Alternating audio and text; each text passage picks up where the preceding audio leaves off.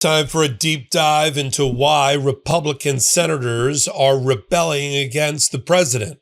He's lost the Senate. There's no other way to put it. He put up his lackey and former private criminal defense lawyer, now Attorney General Todd Blanche, to go meet for a couple of hours in a golden, ornate room off the Senate floor to try to convince Republicans, coming in with a one-page PowerPoint from the Department of Justice explaining why he was willing to give money to those that attack the police, which has been now referred to by Republicans in that room as a galactic blunder, or as only Mitch McConnell, yes, the former Senate Majority Leader, he may not be around much longer, but he did have this quip, which I think puts it into instant relief. So the nation's top law enforcement official, that's Blanche, is asking for a slush fund to pay people who assault cops.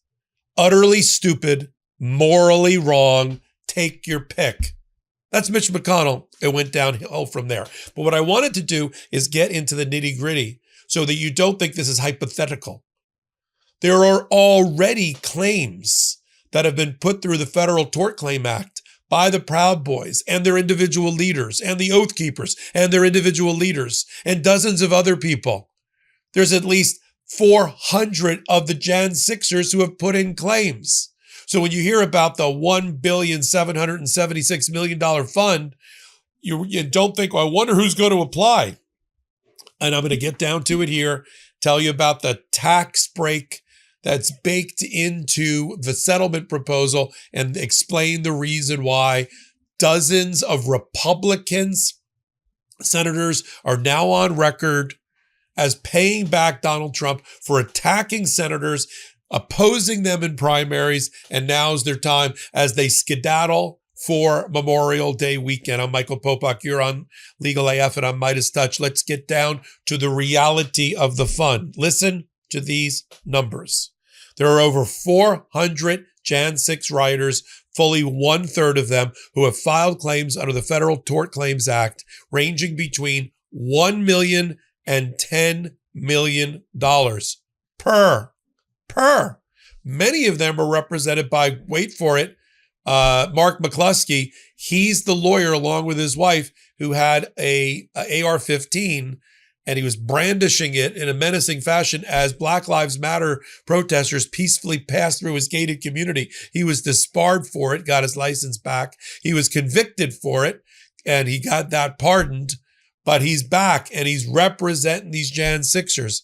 So them alone, we're talking about anywhere between $400 million and $4 billion worth of claims. And if you don't think that's bad, Proud Boys, led by Enrique Tarrio, who publicly declared, I'm not greedy. Really? Because the Proud Boys as an entity to reanimate themselves and I guess get funding in time for the midterms, as a paramilitary organization dedicated to Donald Trump, they want $18 million.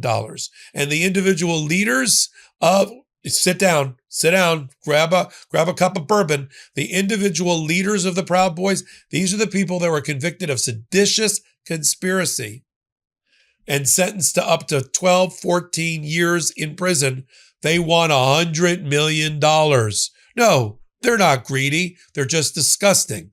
It's morally depraved and it's stupid. Again, Mitch McConnell. So Todd Blanche, who's busy trying to tell the public that he is not still the personal lawyer of Donald Trump. Stop saying that. I'm the Attorney General. Who can forget earlier in the week when he did exactly that in response to Senator Van Hollen getting under his skin? Play the clip. You're his former personal attorney, and you know exactly what he wants. In fact, he often posts it right here on social media, his Truth Social account. He wants to weaponize the department for his own political ends. And right from the start, you and your cohorts have worked to deliver what he wants, doing his political dirty work. This is an outrageous, unprecedented slush fund that you set up. Simple question. Will individuals who assaulted Capitol Hill police officers be eligible for this fund? Well, as it makes plain, anybody just let me know if they're eligible for the fund. As was made plain yesterday, anybody in this country is eligible to apply if they believe they're a victim of weaponization. Mr. Attorney General, let me ask you this.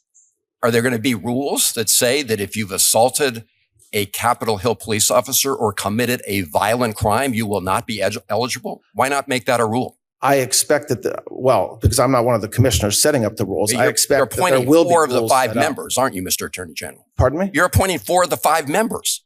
I am appointing all 5 members. You can certainly set up the rules. I would hope you would make a rule that anyone convicted of assaulting a police officer or a violent crime is simply not eligible. They should not apply.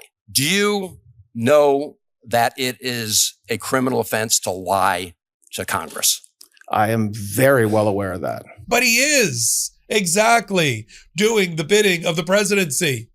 As he tries out for the attorney general position, all he's doing is losing his own votes. He needs these very same people in the Senate to ever confirm him to be the permanent attorney general. And I think he's just lost them as well because they think he's lost his mind and his ethics.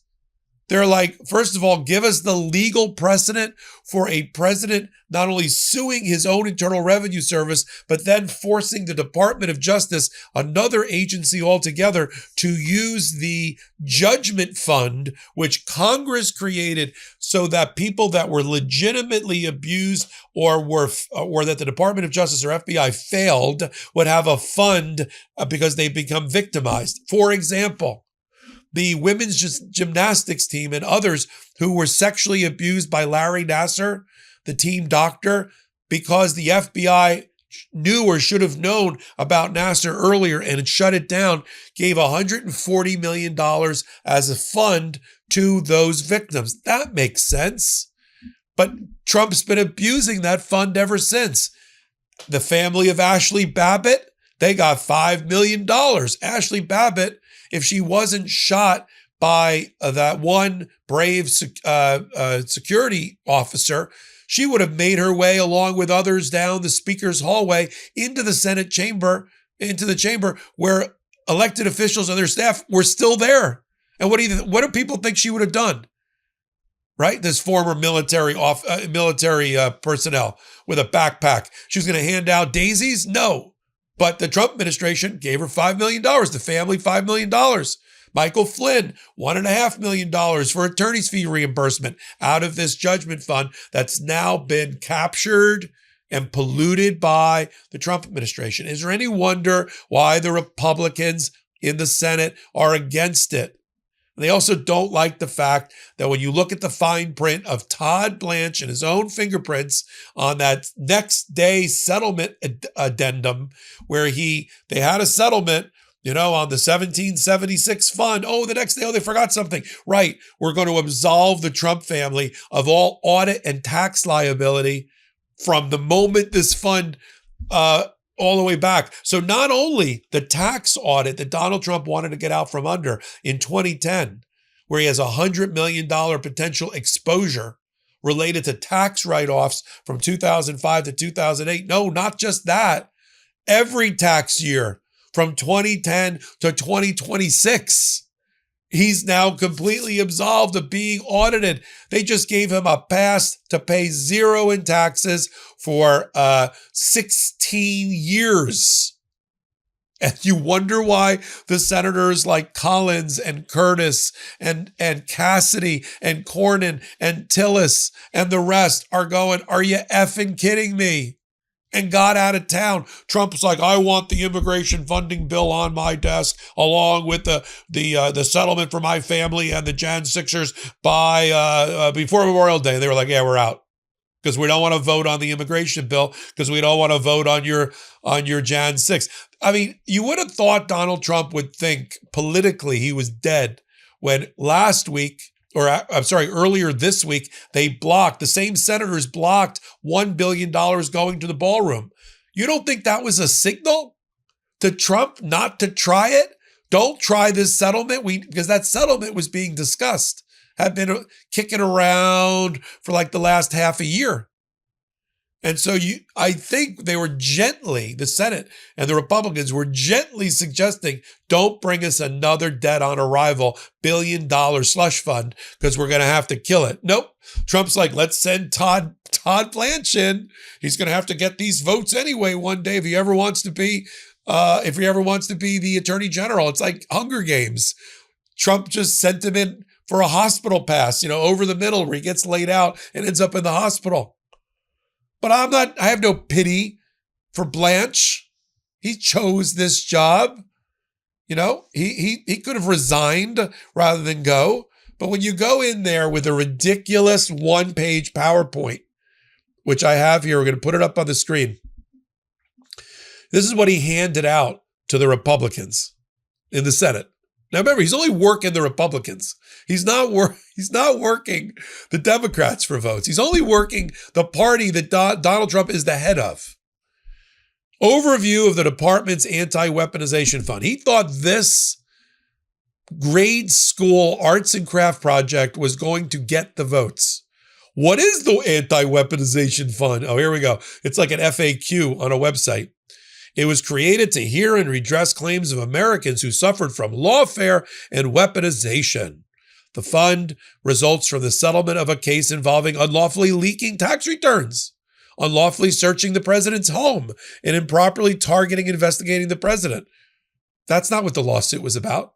The lawsuit that Donald Trump brought was about a guy named Charles Littlejohn who, on his own, who didn't work for the IRS, but worked for a consultancy, leaked Donald Trump's and others' tax returns. Biden had nothing to do with it. The Department of Justice at the time had nothing to do with it. The FBI had nothing to do with it.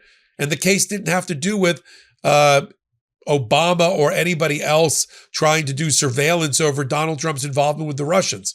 So that's just a piece. Right there, you can just get out of the room at that point. Who will benefit from the fund? This is about seeking accountability for all Americans who are victims of lawfare and weaponization. Millions of Americans whose online speech was censored, et cetera, et cetera. There is no partisan restriction. Democrats can submit claims too. What about independents? What about socialists? And then he has a structure and the funding and the oversight. This is the thing that he thinks is going to get him out and going to get the votes. This shows you the lack of political instincts of Todd Blanche. Now, let me show you a clip. Trump had a Tom Tillis problem until this last set of primaries.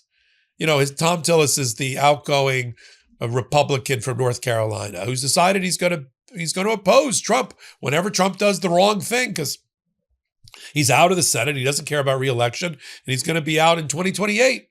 But all Trump did in a shocking display was try to flex power against the Senate to go against Cassidy, Senator Cassidy, who lost his primary, go against Cornyn in Texas. This pissed off the senators.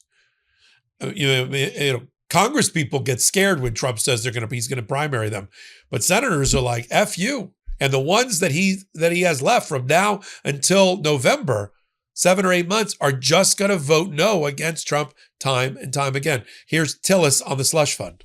I suspect some bonehead like Ed Martin or somebody else came up with this payout pot for punks, which is what I'm calling it. Under what circumstances would it ever make sense to provide restitution for people who were either pled guilty or were found guilty in a court of law? You want to talk about maybe providing restitution for people who weren't found guilty? Fine. But if you do this, why not for the poor, mostly peaceful protesters in Kenosha and Portland? I mean, my God, do you see where this would head? These people don't deserve restitution. Many of them deserve to be in prison. Some of them deserve the pardon because they were over-prosecuted. But this is just stupid on stilts. Not support the weaponization fund as it has been described. But I just don't know how this puppy dog will work. This is bad policy, it's bad timing, and it's bad politics. This is dead.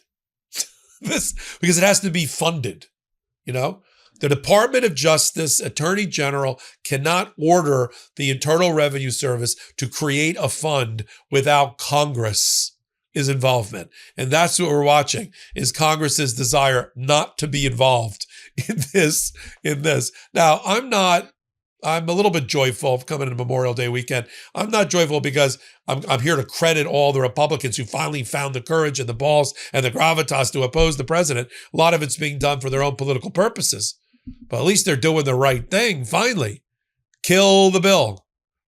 And Trump should have known, because he tried to slip a very similar provision, at least in terms of its substance, into the big, beautiful bill. Remember when he tried to put in hundreds of millions of dollars, whatever it was, a fund to pay senators and congresspeople because they had to be involved with the Jan 6th prosecutions and investigations of Donald Trump's criminal activity. Remember that? And Lindsey Graham was like, yeah, I'm going to go collect money on that. I had to pay attorney's fees related to it. And that died. You'd think Trump would have the political sechel. That's a Yiddish Jewish word, legal word for smarts, street smarts, to know if you're going to lose that, you're going to lose the ballroom. You're going to you're going to oppose all these senators, that you don't send in Todd Blanche fresh off of his performance where he got abused within an inch of his life in the Senate Appropriations Committee. You don't send him in and hope you're going to get out from under the scorn of ridicule related to this fund. I don't know if this fund would have survived if Trump and his family weren't absolved of 16 years of tax liability and $100 million tax audit that was currently over his head, but it didn't help. And that particular statute, which I'll follow more in future follow-ups here on MeidasTouch and Legal AF, is a criminal violation by the Attorney General, which seems that nobody wants to be involved with. Let me end this hot take the way I started it, because it's just so well put. Mitch McConnell. So the nation's top law enforcement official is asking for a slush fund to pay people who assault cops. Utterly stupid, morally wrong. Take your pick. I'm Michael Popok. Hit the subscribe button here and on Legal AF YouTube channel. Until my next report, this is Michael. Want to stay plugged in? Become a subscriber to our Substack at MeidasPlus.com. You'll get daily recaps from Ron Filipkowski, ad-free episodes of our podcast, and more exclusive content only available at MeidasPlus.com.